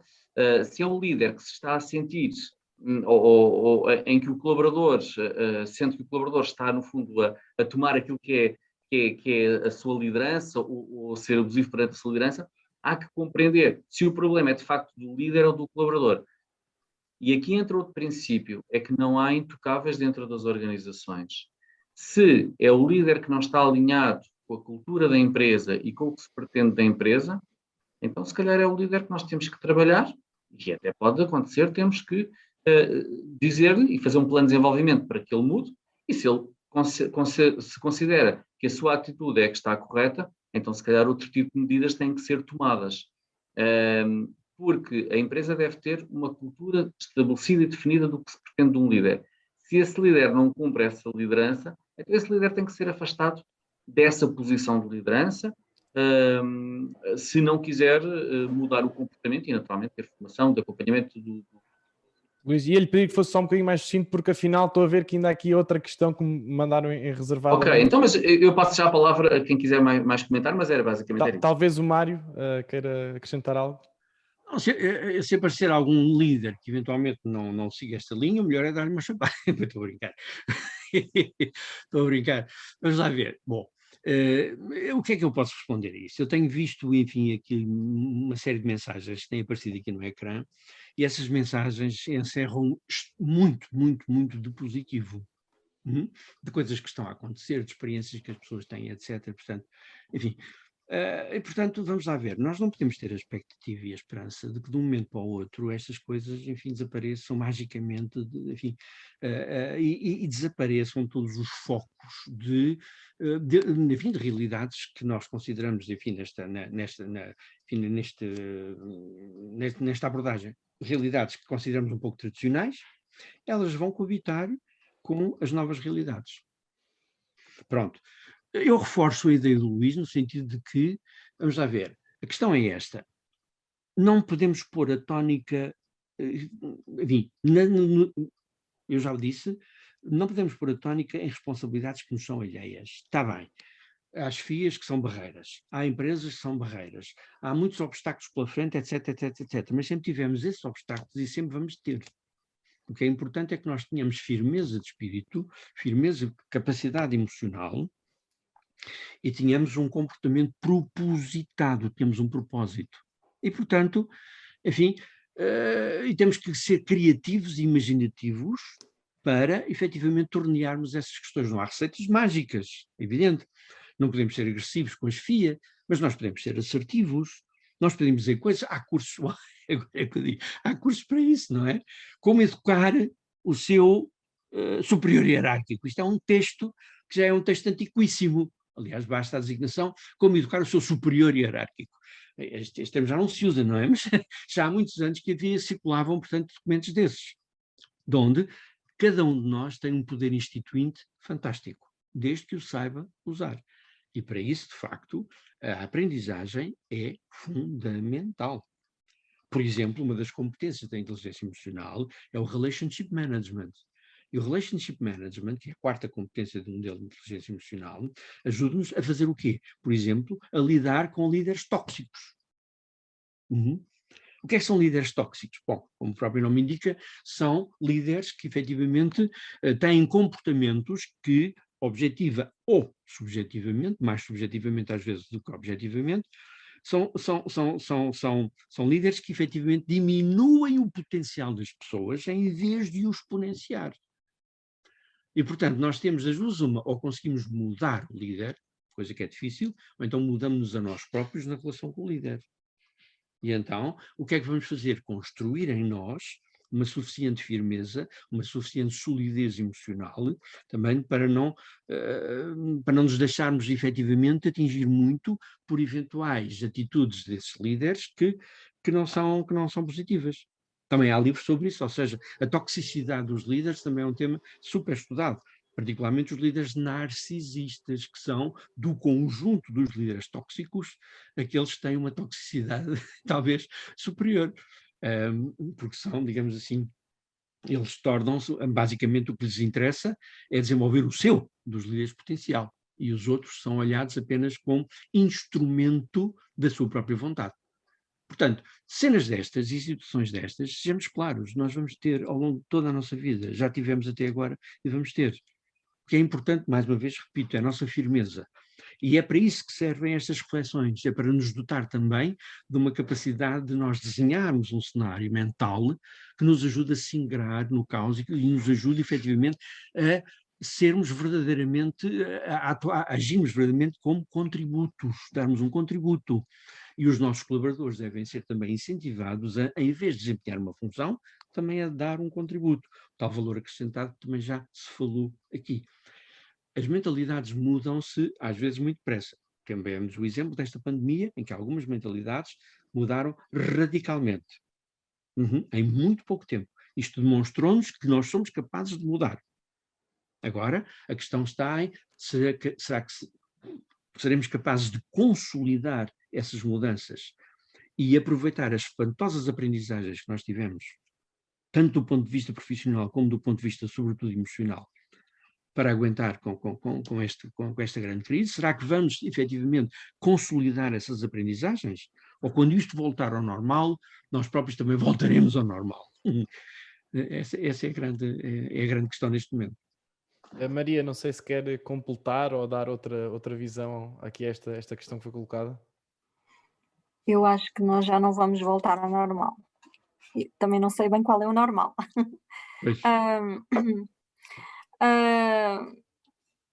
Eu não, como é que se relacionamos com um chefe que tem receio de nós? Foi essa a questão. Sim, ou seja, o que fazer quando estamos perante um líder que nos teme, não é? Que nos vê como uma ameaça. Eu devo dizer que já passei por algumas situações dessas e foi muito complicado. Mas o que é que nós podemos fazer? Podemos tentar trabalhar com eles e mostrar que estamos a trabalhar em conjunto e que a ameaça está só na cabeça do chefe. Não sei se nós conseguimos educá-lo, entre aspas, como foi aqui referido. Também depende da abertura e da flexibilidade do chefe. Ou podemos optar por aceitar um outro desafio, porque existem muitos desafios. Se não é possível criar uma relação positiva, eu também acredito que seja difícil a conseguir depois trabalhar em conjunto para atingir os objetivos que estavam definidos. Mas é sempre possível mudar e às vezes basta um clique para mudar tudo, e desde que existe um entendimento, uma percepção que não existe ali uma competição por um lugar, mas que existe uma relação saudável para atingir os objetivos. Excelente, muito obrigado. Gostava então de passar a palavra à última pergunta da sessão. A Rosário Teixeira queria que lhes passássemos a palavra. Não sei se tem o microfone ligado. Já liguei, obrigada, Excelente. Boa tarde a todos. Eu queria voltar um pouquinho atrás à resposta que o Mário Setil deu de início à Elizabeth, e é um pouco para reforçar o que ele disse, que o país efetivamente estamos a mudar, se calhar ainda não a mudança desejada, mas já estamos a evoluir bastante, e queria-vos dar o exemplo do meu caso, que trabalho num instituto público e portanto tem a ver com a função pública que diziam, como foi dito também há pouco, e que eu sei que é verdade, que ainda está muito cristalizada e com poucas mudanças. Eu posso ter a sorte de trabalhar no Instituto de Emprego e Formação Profissional, que eu acho que está bastante à frente neste sentido, tem dado muita formação nestas áreas a todos os colaboradores que nelas querem participar, inclusive neste momento está a decorrer uma formação de formadores em liderança colaborativa, para depois passarmos e formarmos também mais colegas a nível nacional nesta área, precisamente com o objetivo de criar em todos nós, não só nas FIAs, mas em todos nós, um possível líder. E dizer que também concordo plenamente com o que o Mário disse, nós não podemos ser velhos do Restelo, portanto podemos ter muito com que nos queixar, mas temos que fazer o pouco que pudermos, que está nas nossas mãos. Se conseguimos mudar um bocadinho, vamos sempre conseguir melhorando as coisas. E eu posso-vos dar o exemplo, e é verdade que eu sou uma pequena chefia intermédia num centro de emprego no interior do país, e portanto em termos de poder de decisão é muito relativo, muito pouco. Obviamente que os salários, como a Elizabeth disse, também poderão ser muito baixos, mas não é só o salário que motiva os trabalhadores. E há uma série de outras coisas que nós podemos fazer e que está ao nosso alcance fazer e que os pode motivar, recompensar e incentivar nessa linha. Era só isto, obrigada. Se algum dos nossos convidados gostaria de acrescentar algo ao que a Rosário também nos deixou. Ricardo, eu peço desculpa, mas parece-me que há eu estou a ver aqui no ecrã um senhor, Maurício, francamente não, tem a mão levantada já há bastante tempo, eu não sei se... Pois é que está a haver algum, eu ia explicar isto aqui mesmo em vídeo, porque está a haver algum problema porque eu não me está a ocorrer as mãos. Ok, mas era para não esquecer. Por isso é que ia pedir então a Maurício que coloque a sua dúvida se calhar ou em vídeo ou por mensagem para que nós possamos... Estão-me a ouvir? Sim. Ok, ótimo. Eu já tenho o privilégio de conhecer pelo menos duas das pessoas do painel, a professora Maria José Sousa, o professor Mário Setil, onde já tivemos em alguns eventos e onde tive o privilégio de ter a professora Maria José Sousa também como professora. E uma das questões que eu gostava de colocar é, no vosso âmbito e no âmbito da APG, qual é que é o tipo, se é que há um tipo de liderança ideal que deverá ser feito pelos líderes, ou pelos os novos líderes, ou aqueles que de alguma forma poderão ser no futuro os líderes de excelência. Isto no âmbito e, na minha opinião, na sustentabilidade da gestão das pessoas, tendo em conta que não só pela liderança que exercem e pela forma como são liderados, assentam essencialmente em 4 pilares que têm a ver com a iniciativa, a criatividade, a satisfação e deixa a motivação para o fim, porque a motivação, já houve aqui uma intervenção que diz que é intrínseca ou extrínseca. Para mim, a motivação deverá ser sempre intrínseca, porque a motivação é como a dinamite, tem que ter um rastilho e ser ateada a partir daí, tem que ser a própria pessoa a automotivar-se e a ter, de certa forma, uma maneira e uma forma de se motivar e de cada vez mais fazer explodir toda a energia e toda a força que tem dentro de si. Portanto, na base, aquilo que eu gostaria de saber é se existe um tipo de liderança que é uma liderança que sobressai das lideranças tradicionais que nós estamos habituados a ver. Eu já não falo em chefias, porque para mim as chefias já não fazem grande sentido hoje, embora eu sei que elas existam. Mas qualquer organismo ou entidade, ou empresa, ou aquilo que queiram chamar, esteja sujeita a uma chefia, as chefias está no caminho para o fracasso. E vou-lhe dizer mesmo para o fracasso, porque acho que é mesmo isso que acontece. Portanto, gostaria das pessoas do painel de saber e qual é a opinião delas, até porque me ajudariam bastante nos desenvolvimentos que eu me encontro a fazer neste momento. Obrigado. Talvez passe-lhe a palavra, Mário, em primeiro lugar. Pronto, do ponto de vista da APG, naturalmente, enfim, nós não temos nenhuma recomendação relativamente ao estilo de liderança que é mais adequado, também não temos, obviamente, nenhuma recomendação, não faz parte, digamos, do propósito da APG pronunciar-se em relação a esse tipo de, enfim, e fazer algum juízo de valor acerca de práticas. O que nós fazemos é suscitar reflexões sobre práticas, e as pessoas, depois na sua prática, tomam as decisões que acharem de facto as mais adequadas. Isto estou-lhe a falar como presidente da APG, e portanto é a visão institucional da APG. Se me pergunta como Mário Seitil, o Mário Seitil é bastante mais irreverente do que o presidente da APG. E portanto, eu aí posso lhe dizer que... Eu sei.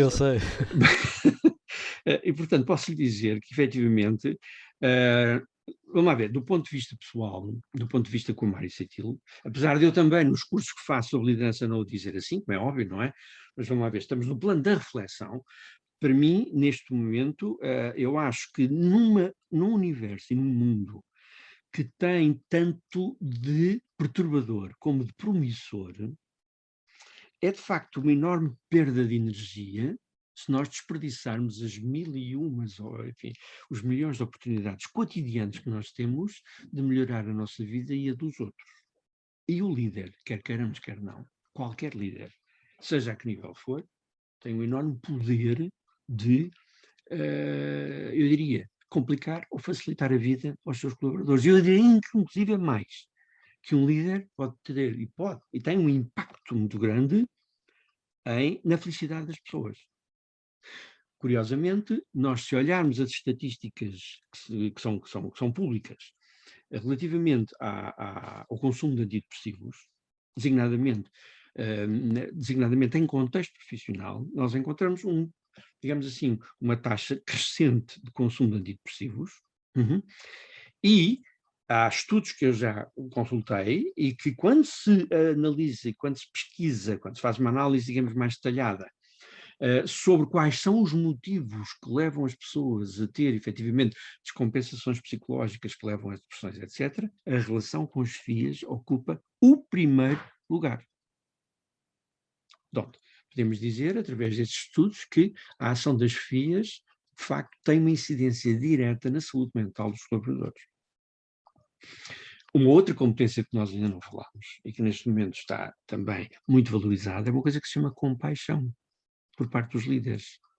E a compaixão, de acordo com a definição do Daniel Goleman e do Davidson, é a vontade ativa ou o interesse ativo de reduzir o sofrimento de outras pessoas.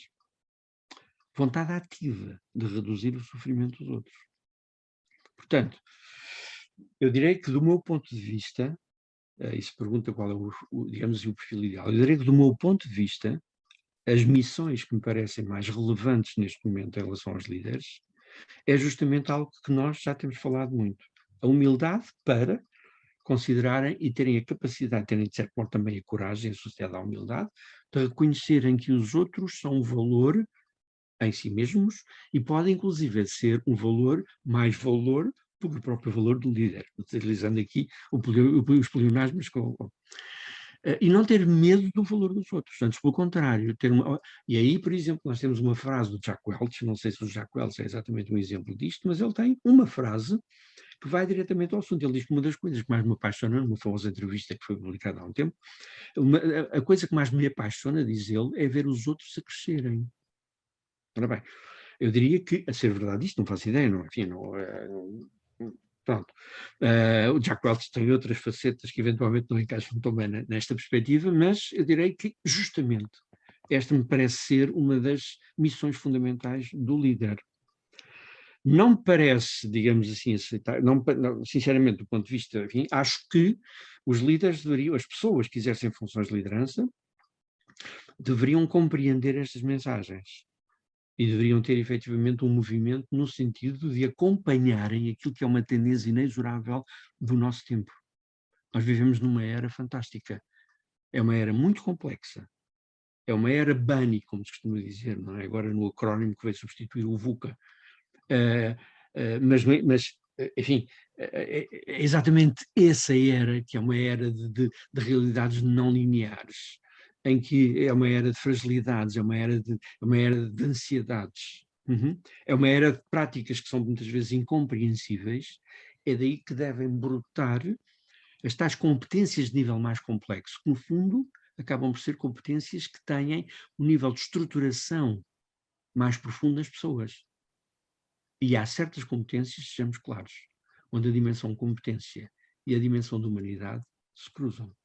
Portanto, em suma e em síntese, aquilo que eu defendo é que haja cada vez mais líderes, que sejam cada vez mais pessoas e melhores pessoas. Muito obrigado, Mário. Não sei se mais algum dos nossos convidados gostava de prestar o seu contributo em relação a esta intervenção. Eu há pouco falei um bocadinho do qual era a visão em termos de líder e na verdade é um pouco aquilo que tinha dito quando eu falei daqueles 2 livros que os nossos líderes liam, que é exatamente isto. Vai um pouco ao encontro daquilo que o Mário também acabou de dizer, que é de facto líderes orientados para as pessoas, líderes pelo serviço, e é um pouco esta a visão que nós temos. Claro que depois quando olhamos aos líderes e à forma como nós próprios os desenvolvemos, nós temos 6 competências que consideramos essenciais naquilo que é o desenvolvimento de um líder, que é a liderança de negócio, ou seja, a sua orientação para o cliente externo ou para o cliente interno, conforme a sua área de negócio, como é que ele alinha, como é que ele está ligado ao cliente, como é que ele se desfaz e procura responder. A liderança experimental, que está muito ligada àquilo que é trazer novas práticas, ousadia, inovar, a tentativa e erro. Depois a liderança estratégica, muito ligada aqui à visão estratégica, a conseguir levar e orientar e trabalhar com a equipa, na estratégia da própria equipa, na estratégia da empresa e alinhar estas diferentes estratégias. Depois a liderança de proximidade, muito ao nível da coesão, da solidariedade, do serviço à equipa, do atento à diversidade da equipa, às suas necessidades. A liderança transformacional também, já aqui muito mais ligada ao autodesenvolvimento, à aprendizagem, à cultura, ao desenvolvimento do talento de cada um, ao promover os novos líderes, como falava há pouco. E para fechar esta liderança de sucesso, muito ligado àquilo que é o cumprimento de um plano, de metas, de atingir resultados, objetivos.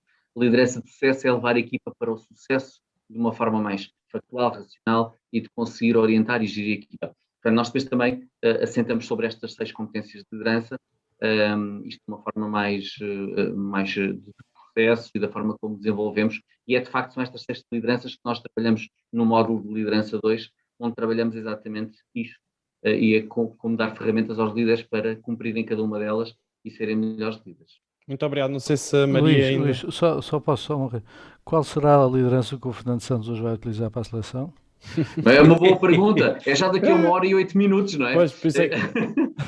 Mas acredito que uma liderança que os envolva muito e que lhes dê muita energia e motivação.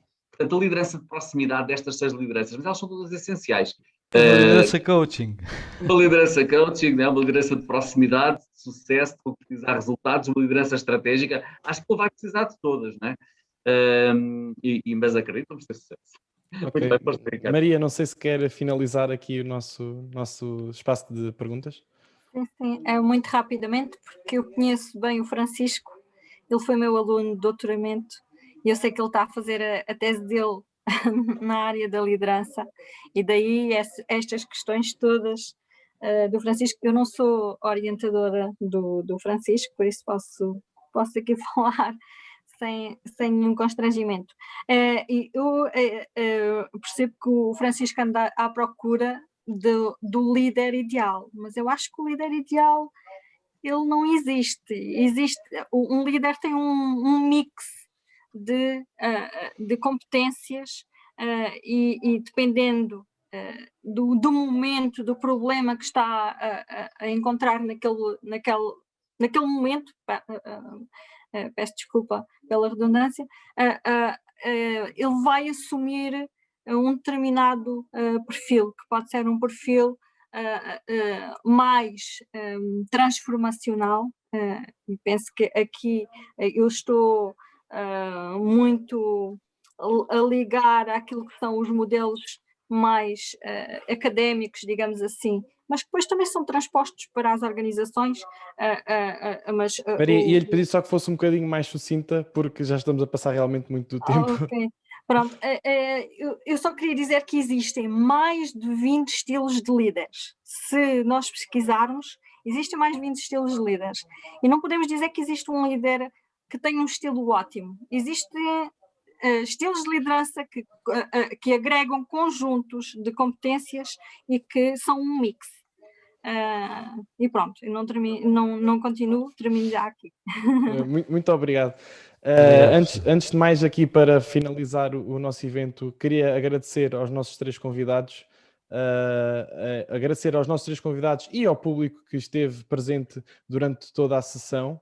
Em nome da APG também agradecer toda a participação que temos tido ao longo destes 2 meses, pois a APG tem feito muito mais iniciativas e vamos fazer, em nome da APG, muito mais iniciativas ao longo dos próximos tempos. Portanto, espero que estejam atentos, que estejam conectados essencialmente e que participem também nas próximas ações da APG. E pronto, agradecer também a todos, estou aqui a agradecer já no chat, agradecer a todas as pessoas que foram colocando questões, foram partilhando a sua opinião, e esperemos ver-nos também para a próxima edição da APG Talks. Muito obrigado. Obrigado. Já agora, Ricardo, muito obrigado também pela sua excelente moderação. Apesar de ter sido implacável, Ricardo, implacável, mas de facto foi uma excelente moderação, e agradeço muito também o seu esforço, que sei que fez um esforço grande para pôr este webinar de pé, e agradeço muito a sua colaboração. E agradeço mais uma vez a presença de todos, particularmente em relação aos nossos convidados.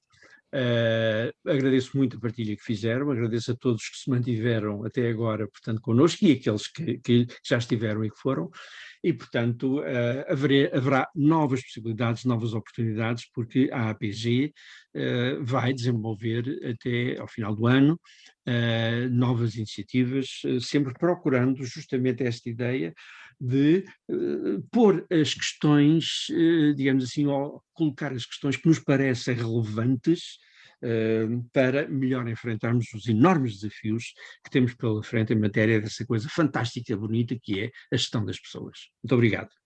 Muito obrigado. Deixo então aqui a palavra aos outros convidados que certamente querão deixar uma palavra final. Da minha parte, quero agradecer a vossa disponibilidade para nos ouvirem, e agradecer claramente o convite também da APG. Obrigado, Ricardo, obrigado, Mário Setil, pela forma como nos acolheram e nos deram aqui espaço. Às vezes nestes fóruns não é fácil todos partilharmos a opinião, mas acho que quem esteve a assistir, quer os oradores, tiveram a oportunidade de apresentar as suas ideias, e foi uma discussão e uma partilha de ideias muito profícua. E, portanto, parabéns à APG e obrigado aos restantes também membros do painel por esta partilha, esta disponibilidade, e que ganhe Portugal. Obrigado, Luís. Oxalá que sim. Então, à sua última observação. Eu queria também agradecer pela oportunidade de estar aqui e partilhar convosco aquilo que são as minhas percepções em relação a este tema da sustentabilidade na gestão de pessoas, porque na verdade é um tema que está agora a começar a aparecer não só no mundo profissional das empresas, mas também no mundo académico. Começa agora uma investigação muito focada naquilo que são as questões da sustentabilidade, ligado ao desenvolvimento das competências, ao desenvolvimento das pessoas nas organizações, ao desenvolvimento dos líderes, e também muito ligada àquilo que são os grandes objetivos de desenvolvimento sustentável, que são, no fundo, aqui balizas que nós estamos a usar, que foram definidos pela ONU, e que são balizas que nós estamos a utilizar para implementar determinadas políticas, determinadas práticas nas organizações e também no meio académico. Por isso, este tema é para mim muito interessante e por isso quero agradecer ter aqui a possibilidade também de partilhar um pouco do meu conhecimento convosco e agradecer o convite. Excelente. Da minha parte, gostava de dizer também agradecer a todos os presentes mais uma vez. Já há bocado falava em nome da APG e dizer que realmente foi um tema com bastante pano para mangas, e daí que às vezes é difícil, sobretudo, conduzir um tema deste que tem tanto para falar, mas que sobretudo foi um debate bastante construtivo e com bastante sumo que retiramos daqui. Muito obrigado. Obrigado. Obrigado a todos. Obrigado. Resto boa tarde.